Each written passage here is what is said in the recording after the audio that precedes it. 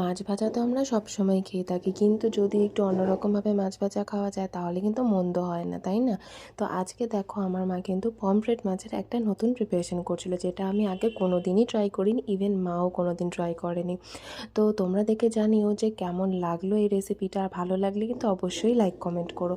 তো প্রথমেই দেখো আমরা মাছগুলোকে কিন্তু একটু মাঝখান থেকে চিড়ে নিয়েছিলাম, যেটা এখানে দেখানো হয়নি।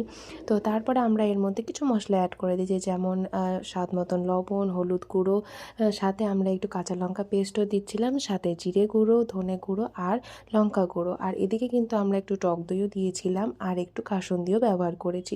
তোমরা অবশ্য তোমাদের মন মতো দুটোর মধ্যে যে কোনো একটাও ব্যবহার করতে পারো, তবে কাসুন্দিটা ব্যবহার করলে কিন্তু টেস্টটা ভীষণই ভালো হয়।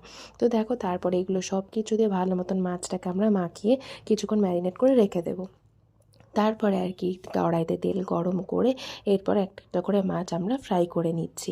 তো এটা কিন্তু তোমরা গরম ভাত দিয়ে খেতে পারো, ভীষণই ভালো লাগে খেতে, মানে আমার তো শুধু শুধুই খাওয়া হয়ে যাচ্ছিলো, এত ভালো হয়েছিল টেস্টে। তো তারপরে দেখো আমরা ভাজা করে নিয়েছি মাছগুলো, ওপর দিয়ে একটু ধনেপাতা আর একটু পেঁয়াজ ছড়িয়ে দিলেই কিন্তু দারুণ লাগে খেতে। তো তোমরা যদি চাও অবশ্যই এভাবে মাছটা ফ্রাই করে দেখতে পারো, ভীষণই টেস্টি লাগবে।